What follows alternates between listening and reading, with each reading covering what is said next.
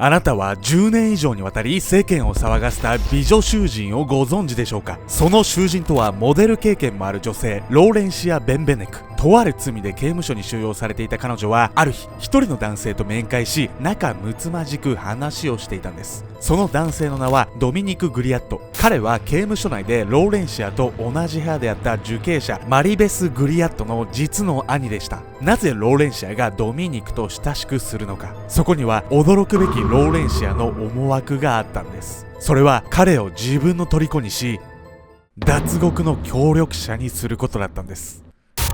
アメリカ国民の注目を集めた終身刑の美女ローレンシア脱獄事件。なぜ彼女の事件は10年にもわたり注目され続けたのか。そこにはローレンシアを取り巻く大きな闇があったんです。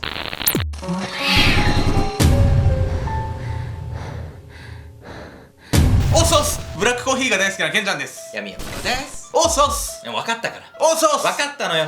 さてね、刑務所からね脱獄することを試みたローレンシア・ベンベネクという美女なんですけど、なぜ彼女は捕まっていたのでしょうか。可愛いから。OK。ということでね、まずはね、彼女がなぜ捕まったのかというところから見ていきましょう。美人囚人の誕生。遡ること39年前の1981年、アメリカのウィスコンシン州最大の都市ミルウォーキーが今回の舞台。この地で息子2人と暮らしていたシングルマザークリスティン・シュルツが何者かに殺害される事件が起こったんです。発見当時、クリスティンはベッドで口をサルグツアで塞がれ、目隠しをされて、さらに両手を縛られた状態でうつ伏せに倒れていたんです。死因は至近距離で背中に撃たれた銃弾が心臓まで貫通していたことでした。クリスティンが殺害された際に物音で起きた彼女の息子たちは犯人を目撃しています。その証言によると、犯人は赤みがかった色の髪でポニーテールにした男性。そこで警察が疑ったのは元夫である警察官のエルフレッド・シュルツだったんです。実はエルフレッドが仕事の休みの非番用で自宅に置いていた銃の弾とクリスティン殺害に使われた銃の弾の型が一致したんですよね。エルフレッドが犯人じゃない。そうなんですよ。なわけないでしょ。元妻であるクリスティンの家の合鍵も持っていたエルフレッド。事件は彼が犯人で収束すると思いきや、そうではありませんでした。なぜなら彼には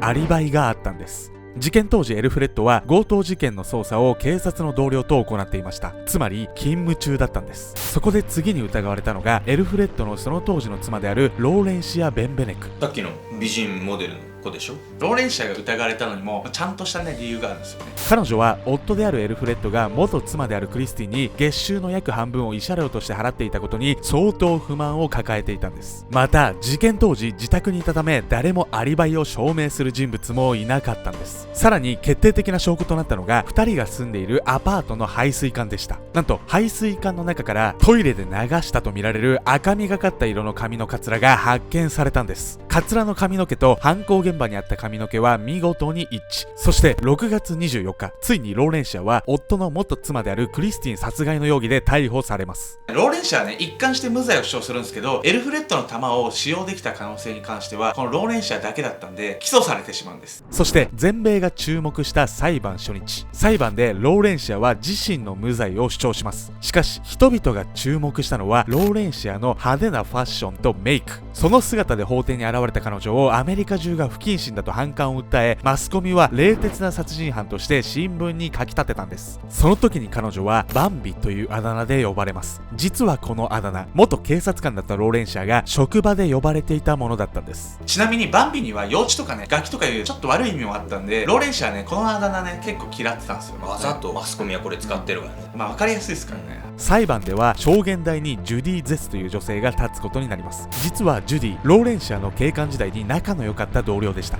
そんな彼女が検察官側の証言台に突如現れたんです。ローレンシアにとっては予想外の出来事。もしかするとジュディが自分をかばってくれる証言をしてくれるかもしれない。彼女は少しの希望を胸にジュディの発言に耳を傾けます。しかしジュディから飛び出した発言は思いもよらないものだったんです。ローレンシアに報酬をあげるからクリスティンを殺さないかと言われました。親友ジュディの自分を陥れるような発言に呆然とするローレンシア。その後も裁判で無罪を主張する彼女でしたが、証拠と証言が揃った裁判は裏返りません。裁判所が下した判決は仮釈放なしの終身刑。ここから彼女の刑務所での生活が始まり、脱獄への道へと歩み始めるんです。美人の受刑者ローレンシア、通称バンビは、刑務所生活をね8年も続けてたんですけど、8年経ってある日ついにね脱獄計画を立て始めるんです。8年もじっとしてたのね。じってしてたんですけど、8年目のねあるきっかけがね起こったんですよ。美人囚人の脱獄劇。ローレンシア・ベンベネク、通称バンビが刑務所に収容されてからおよそ8年後、事件は驚きの展開を迎えるんです。始まりは彼女の判決に納得していない一人の人物からでした。それはローレンシアの担当弁護士。彼はローレンシアの終身刑という重い判決後も事件を調べ直していたんです。すると有罪を決定的にしたある事実に嘘が混じっていたことが判明したんです。それはローレンシアの有罪が決定的となった彼女の元同僚ジュディの証言。実はこれ警察がジュディに強要して言わせていたんです。ジュディの証言嘘だったってこと？この事件に関するね嘘がね続々出てくるんですよ。排水管から見つかったカツラの髪の毛と犯行現場に残っていた髪の毛も一致していなかったことが判明したんです。もう警察クソ。さらにエルフレッドの自宅に置いていた銃も使用された形跡がなく、その拳銃は発見当時埃にまみれていたそうなんです。しかも拳銃の弾も一致していなかったんです。完全にバンビは犯人じゃないじゃないの。弁護士もね再審に向けてね動き出すんですよね。これで再審をすればローレンシアの無罪はほぼ間違いなく証明されるでしょう。ローレンシアも弁護士もとても喜び、未来に希望を見出せたかに思えたんです。しかしそんな幸せの瞬間はほんの一瞬でしかなかったんです。なんと弁護士の再審請求が認められなかったんです。結果的に弁護士は3度再審請求を行いますが、全て認められず、結果的に刑務所に収監されて8年という年月が流れてしまったんです。そして1990年7月15日、ローレンシアは脱獄を実行します。再審請求を認めてもらえない彼女はついに我慢の限界を迎えるんです。せっかく希望が見えたところなのに、それがね無理だってなったら、自分でねもうあとはね強行突破するしかないってなるのは当たり前なんですよね。はい。ついに刑務所内で唯一鉄格子のない窓があった選択室から脱獄。狭い窓から外へと脱出した彼女はそのまま全速力で走り、有刺鉄線付きの高さ3メートルもあるフェンスを登ったんです。そこで待っていたのがローレンシアと刑務所内で同じ部屋にいた受刑者マリベス・グリアットの兄ドミニク・グリアット。ローレンシアが脱獄のために自分に好意を抱かせ脱獄の共犯者にしてしまった人物です。そして2人はカナダへと逃亡を図ります。当時のねアメリカとカナダの国境の警備は緩くてですね、出生証明書さえあれば誰でも通過できたんですよ。ガバガバナンスなんです。ガバナンス、はい、ガバナンスの意味分かってなかった。はい、統治。はい。というわけでですね、ローレンシアはねドミニクに偽の出生証明書を手に入れてもらってたんですよ。やるわね。ほぼほぼ無実って分かってんだから、私は捕まらないでほしいけどね。しかしローレンシアとドミニクの逃亡生活は長くは続かなかったんです。3ヶ月後、カナダで2人は発見され警察に逮捕されてしまいます。せっかく逃亡できたところで間もなくの逮捕。ローレンシアの脱獄は無駄なあがきではなかったんです。彼女が脱獄した意味は後に意外な形で現れます。それは脱獄をしたことで再び脚光を浴びたこの事件をマスコミが改めて検証し始めたんです。すると次々に新たな事実が明るみになってきます。まずは事件当時アリバイがあったエルフレッド。実は彼勤務中というアリバイはデタラメで、事件当時バーである男性に会っていたんです。それはローレンシアの元同僚であるジュディのボーイフレンドだったフレデリック・ホレンバーガー。何のために嘘ついてまで会ってんだよ。それがね、その理由がねとてつもなく衝撃的なもう遅す。なんとエルフレッドは元同僚フレデリックにあることを依頼していたんです。それはクリスティンの殺害でした。この事実が発覚したことで、初めに容疑者から外れたはずのエルフレッドが捜査線上に浮かび上がります。さらに実は殺害を依頼されたフレデリックはこの時別の罪で刑務所に入っていたんです。そして彼は刑務所内でこんなことを自慢していたんです。クリスティンを殺したのは自分だよと。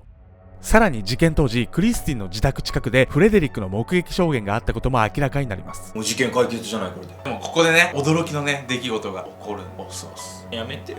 なんとエルフレッドは刑務所内で自殺をしてしまうんです。これで容疑者エルフレッドを問い詰めることも裁くこともできなくなってしまったんです。しかし事件はこれでは終わりませんでした。アメリカではローレンシアの無実が連日報道されていたため、彼女の釈放を求める運動や警察への抗議、事件解明を求める声が次々と上がってきたんです。そしてローレンシアにとある取引が持ちかけられようとしたんです。ローレンシアにねようやく追い風が吹いてきたんですけど、この時ねすでにね10年の月日がね流れてしまってたんですよ。警察のずさんさには腹が立つわ、この事件にかかった警察全員クソ、本当にマジ。おつむもクソだし、おむつも臭いし、全部クソだし、本当に臭い。捜査の方法も臭い。許せない、本当に。クソから臭いなって思う、臭いかどうかわからない。でもうそういうまともなやつももう臭いし、もういいんですけど、このかかった警察見てる？多分見てない、海外だから。でもクソです。はい、一回置いといてなんですが、有罪からね10年が経ってある日、彼女にある驚くべき出来事が起こってくるんです。司法取引。アメリカ中がローレンシアの釈放を求める中、ある日、検事たちとの話し合いに呼ばれたローレンシア。そこで、検事たちからある驚きの提案をされるんです。それは、終身刑を懲役20年に引き下げ、仮釈放を10年設けるという司法取引の提案。10年の服役期間を経たローレンシアにとって、それは事実上ローレンシアの釈放を意味していたんです。ただし、これには条件がありました。それは、今後ローレンシアが無罪の主張をしないことだったんです。釈放はされるものの、裁判上は有罪のまま変わらないというこの取引。悩んだ末、ローレンシアはこの司法取引に応じることにしたんです。この決断はちょっと難しいけど、今までの大変な日々から逃れられるって思うと無理はないかなって思っちゃうけど、悩むけど分からんでもないですよね。そんな感じでローレンシアはね、ついに念願のね自由をね手に入れちゃったんすよ。そしてこの事件によってマスコミに相当騒がれてしまった彼女は、静かに暮らせるようにとある行動を起こすんです。それは名前を変えること。ローレンシアという名前をローリーという新しい名前にしたんです。これでゆっくりと働きながら暮らせると思っていたローリーだったんですが、そううまくはいかなかったんです。顔がアメリカ全土に知れ渡っていたせいか、仕事先がなかなか見つかりませにでした。何もしないっていうの分かってんだったら雇ってあげればいいのにって思うけどね。バイアスってすげえかかっちゃうんで、多分その時ってまだスマホとかもね、まだまだあれだったんで、正しい情報がさ伝わってないんですよ。私たちもその場にいたらそう判断しちゃってるかもしれない。傲慢なね美人殺人鬼みたいな印象は、その人々のね頭からねやっぱ離れられなかったってことなんですよね。ちょっと感じました。